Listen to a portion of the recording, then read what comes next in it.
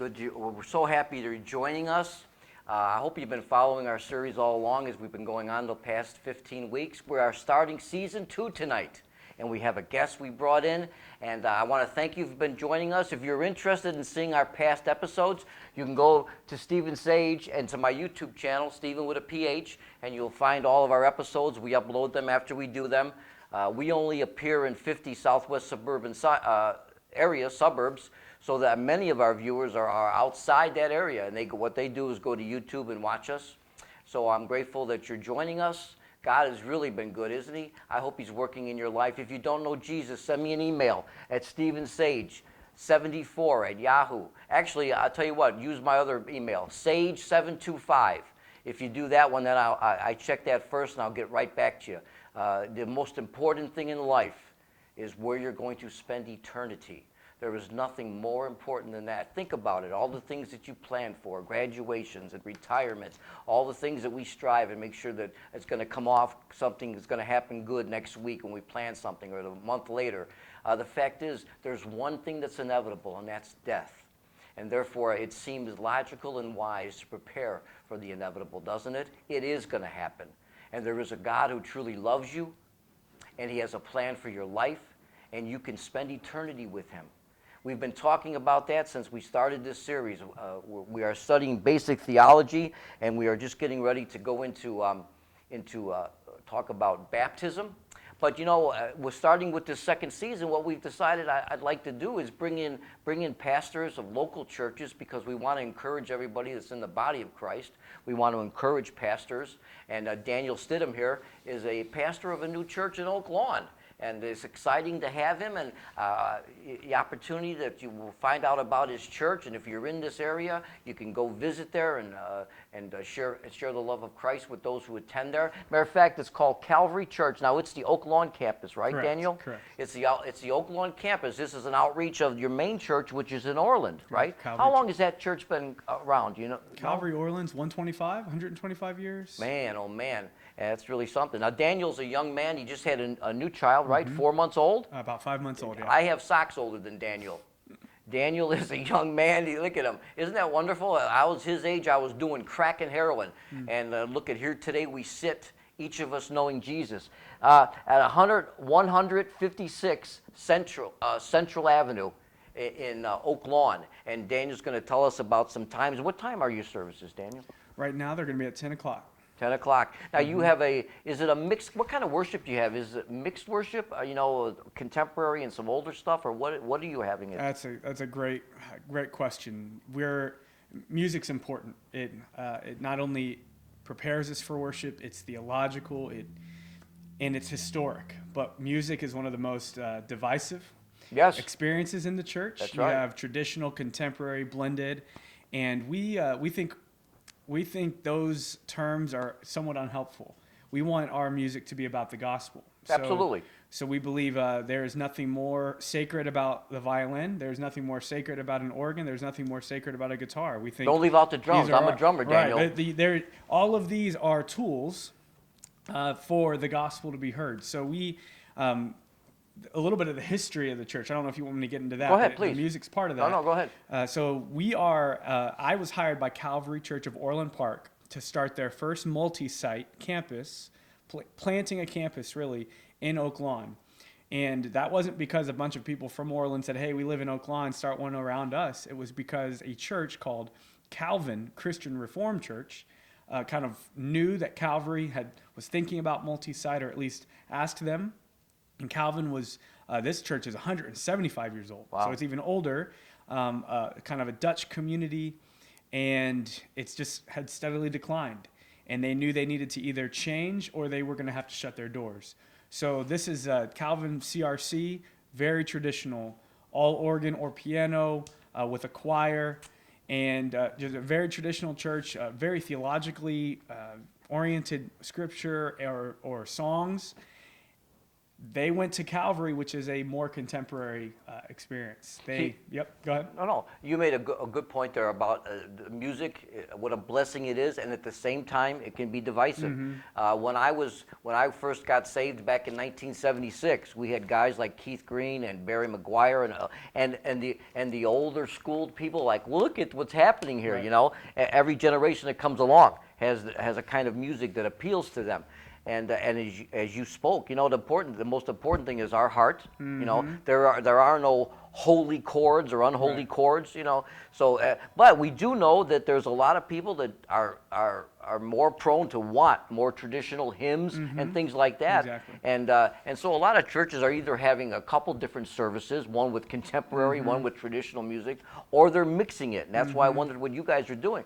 Do you have a lot of younger people attending your? I'd say we have like maybe 30%. I've kind of been brought on to help guide that along, if you will. Sure. So, and I would think you're a great pull for younger people. Maybe. Yeah. I'm 29 years old, so they near to peer could happen. But I think I want to sow the gospel. I want to sow the seeds of the gospel, and so whatever grows, I'm going to be excited about. So, But to answer your question, though, we hope to.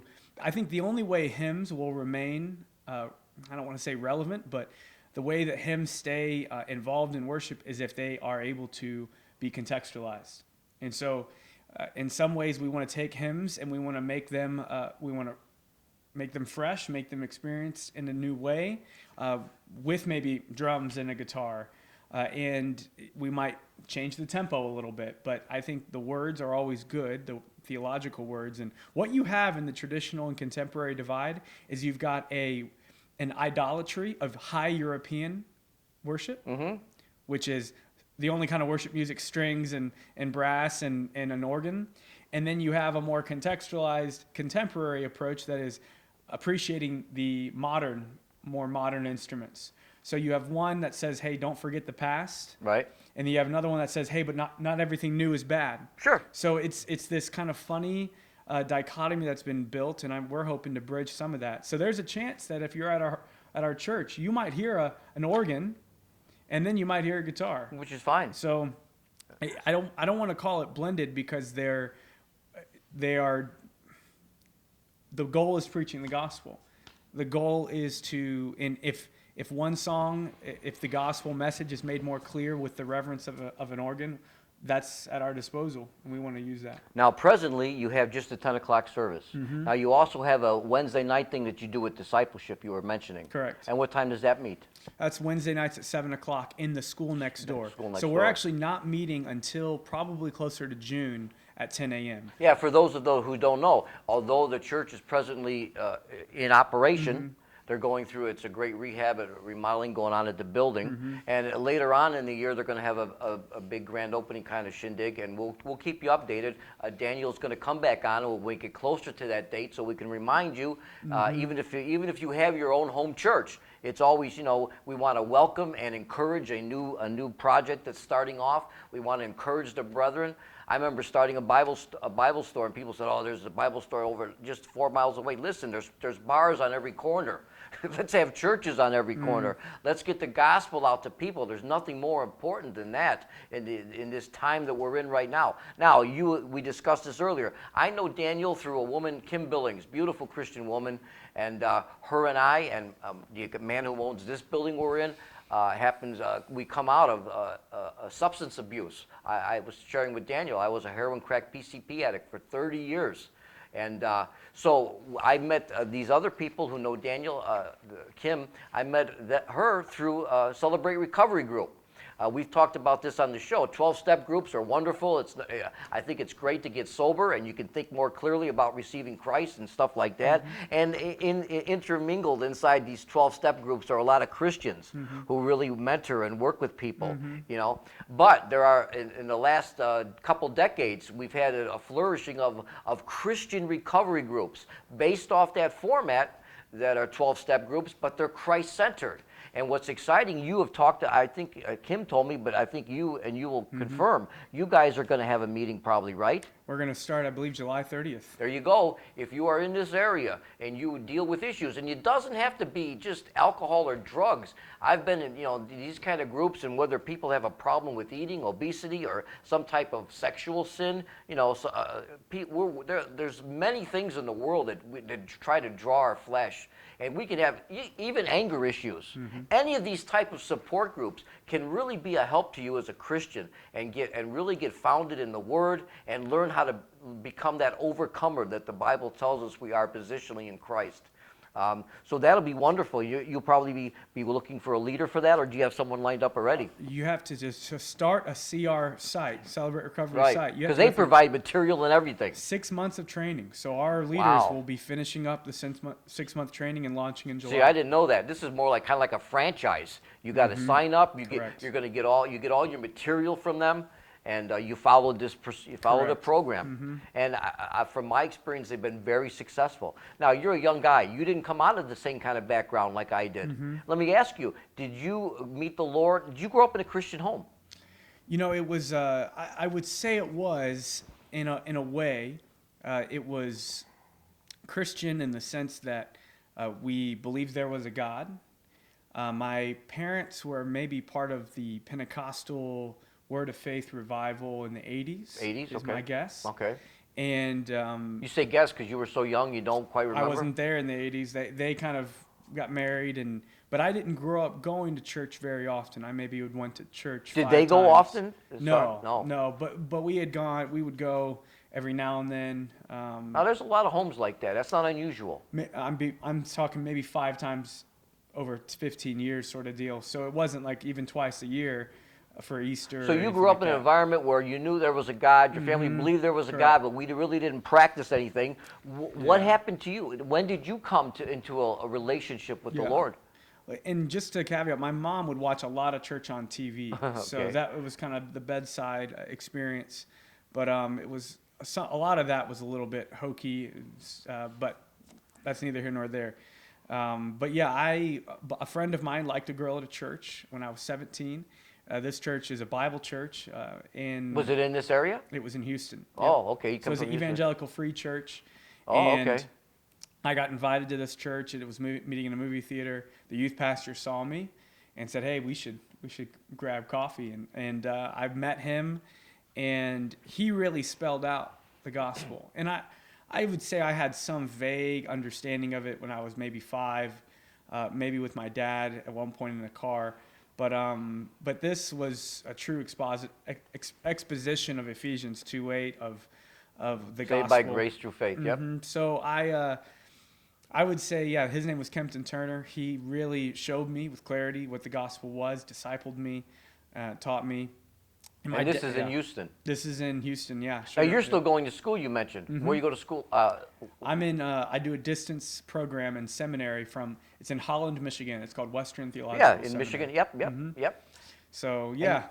And you're going for your, studying now to get your master's in divinity. Degree. Yeah. Correct. Yep, I'll finish. It's a 4-year master's, and I'll hopefully be done with school for a while. So, yeah, I'm excited to be done, hopefully ordained this summer, and in the Reformed Church, and see where the Lord takes us. Yes, for those who don't know, there are different traditions. As we've talked before, I'm a Bible-believing Christian. I don't like to use the term evangelical anymore because it means different things than it did originally. Just like at one time Baptist meant something, you could almost put every Baptist in a box. Same thing with, and Daniel here is what we call the Reformed tradition, Calvinism, and you have different degrees of that. You even have hyper-Calvinists. Correct. You have different degrees. I believe in a couple points of Calvinism. I'm sure there's certain things that Daniel and I would probably disagree on. However, the fact is we believe the basic tenets of the faith, and that's what we need to be united in. Especially as the more time we're spending now, I believe we're getting closer to the end times. Of course, every generation has believed that. But some of the deception and delusion I see that's coming upon the world today, I almost envision it. I don't know if you believe the same eschatological belief I do, but that's very interesting. So you met this gentleman who kind of mentored you, led you to the Lord. You're going to an evangelical free church, right, in Houston. And when did you meet your wife? So that was in high school, latter years of high school. Then I went to University of Houston for 4 years, graduated there, started working in banking and What were finance. you taking there? I was a finance major. Okay, finance so you major, were yep. planning on going into business like that. So I graduated and was in business for 4 years. I Oh, was in the and what kind of business were you doing? It was corporate banking with JP Morgan. Okay.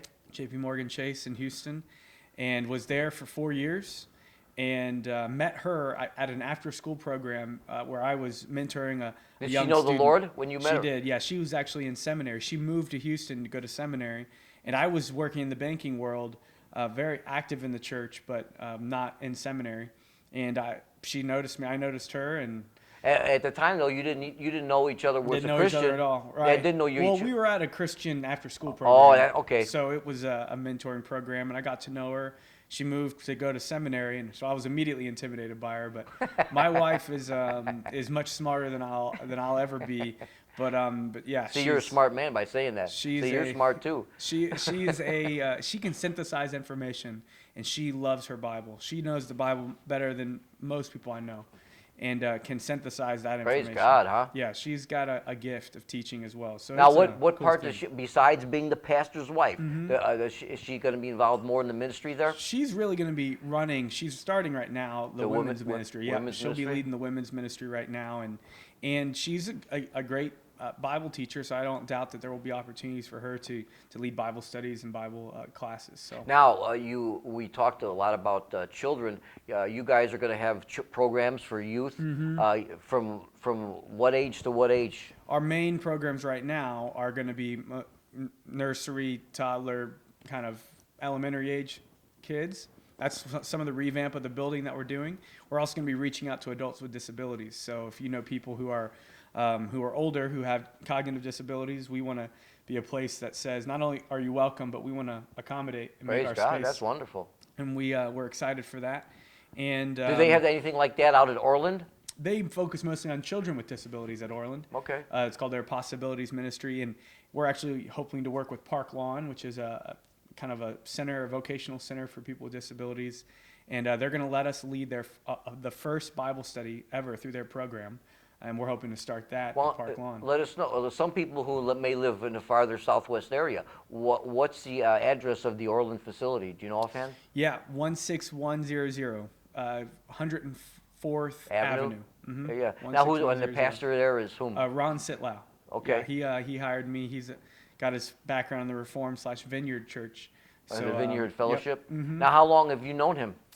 Just 8 months when he hired me. I've been in Chicago now for 8 months. So we moved here in August of last year to do this multi-site. You came here just for this very purpose? For this job. I moved from Houston. So a lot of the history I'm telling you about has happened in Houston. Now, was your wife working in Houston? Yeah, she was working in Houston. She gave up her job, or did she have a career she could bring here too with her? She was doing research, theological research from a distance, so she could do it anywhere. Mm-hmm. Did you ever go visit Dallas Theological Seminary? Yeah, I considered going there. Yeah, great school. Yeah, it's a great school, and a lot of both of my mentors who mentored me went there, and yeah, good place. So. Yeah. And you're also going to have. Did I hear you say something geared towards the Arabic community? So there's an Arab-speaking service, Arabic American service. It's in English as well, but some of the worship is in Arabic. At Orland, it's at 1:00 on Sundays. Do they have an interpreter or no? So there's a couple experiences. Their Sunday experience is most the sermons in English, but on Monday night they have a Bible study experience where it's all in Arabic. So if you're wanting to experience it in your heart language in Arabic, that's. So you have a lot of Arabic community that lives out this way. And we're right next door to one of the largest mosques in Orland. Oh, see, and that's why you'll see a lot of Muslims in that area. Mm-hmm. There's a couple big mosques between here and there, and so there's a great movement going on in the Muslim community with Jesus. Matter of fact, Ashburn Baptist Church, where my cameraman is from, they have a thing now where they have, I don't know how many dozens of Arabs are coming to this. Some are Muslim, some are not, but they're Arabs. They come to this study they have on a weeknight, and the leader, who his name is at the end of the show, he's in our credits, he has an interpreter. Because a lot of them, even though a lot of them do speak English, they're more comfortable with their own language. Sure. Yeah. And so he speaks, and then the interpreter goes and speaks it in Arabic. Yeah. There's just this great movement going on. There's been a lot of Arabs and Muslims who've come to know Jesus in the past decade. There's a great movement going on there. It's very encouraging. Amen to that. Yeah. So, I mean, this is exciting. You got to really be excited about what's going on here.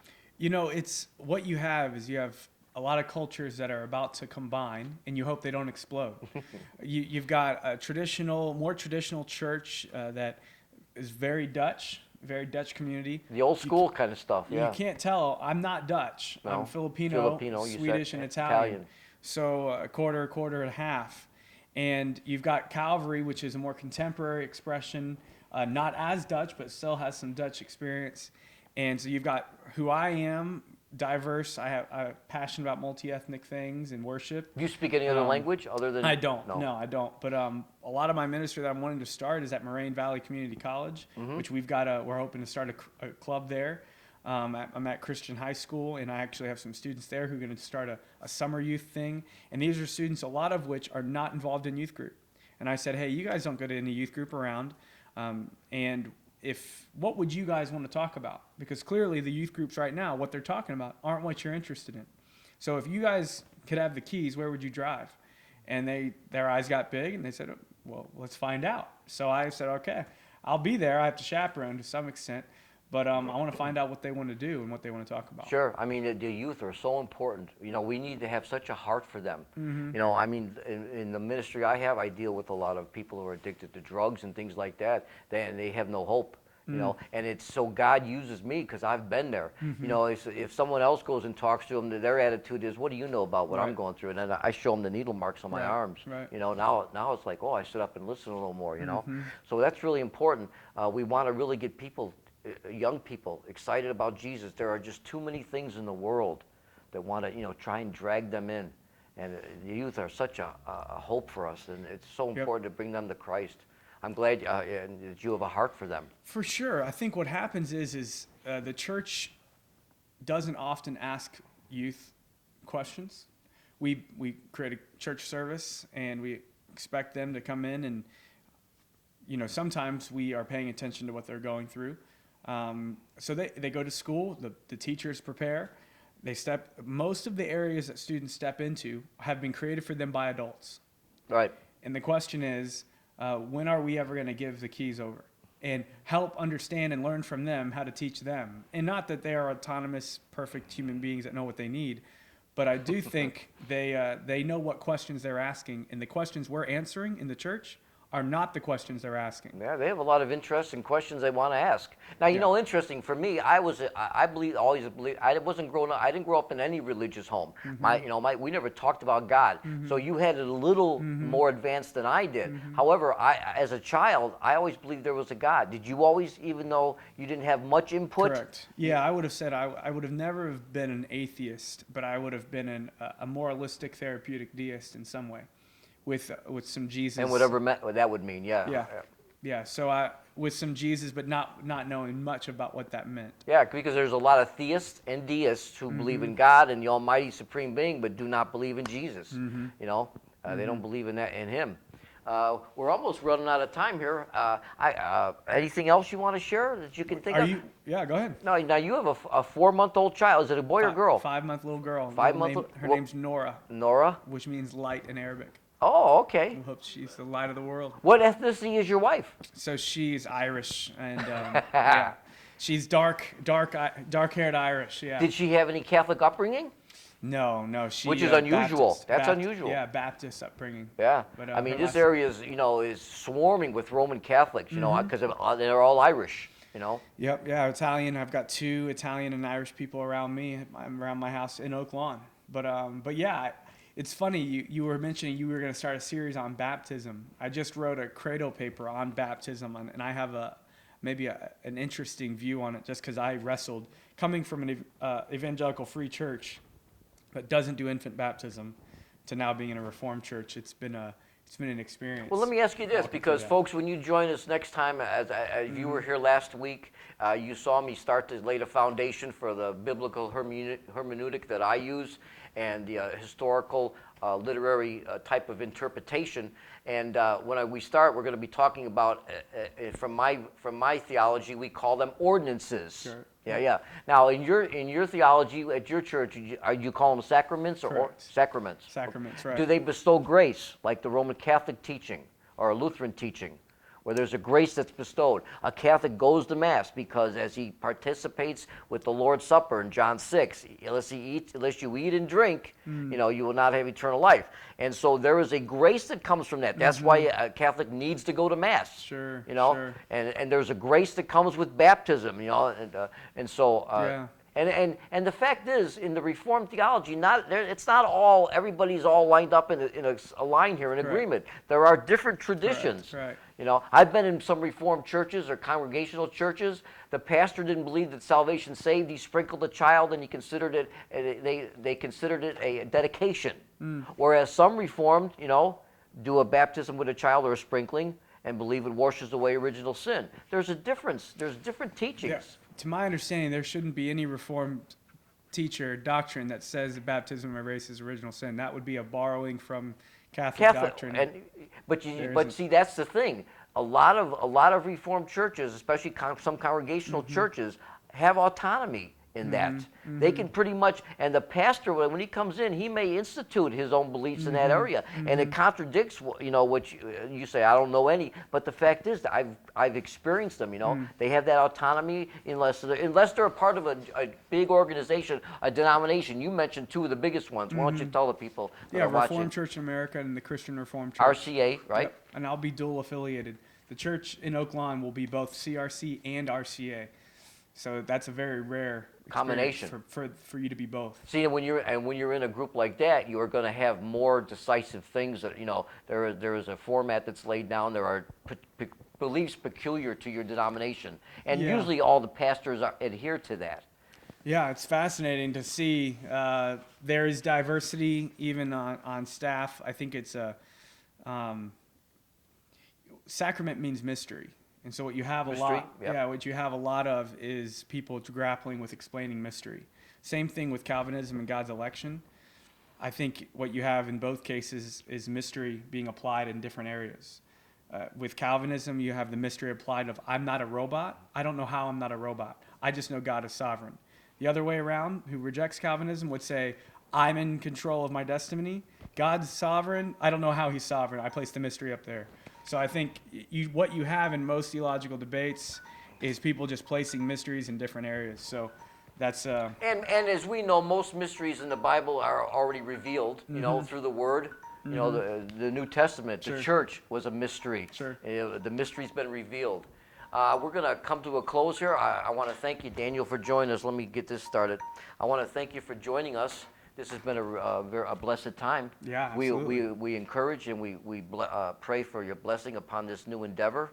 And God's watching over your family. He supplies all your needs. That's exciting. It is. It's encouraging to find a young man like you who's on fire for God, and God's doing these great things in your life and around you. Isn't that wonderful? It is, and we want to be about preaching the gospel. Amen. And that there's brokenness, there's beauty, and that beauty is bridged through Christ. And I just want to encourage anyone who's watching this, if everything that goes to you must go through you. And we believe that discipleship must multiply. If it's real discipleship, it must multiply.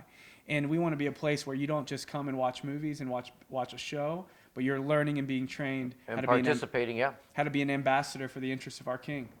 I want to thank you for joining us.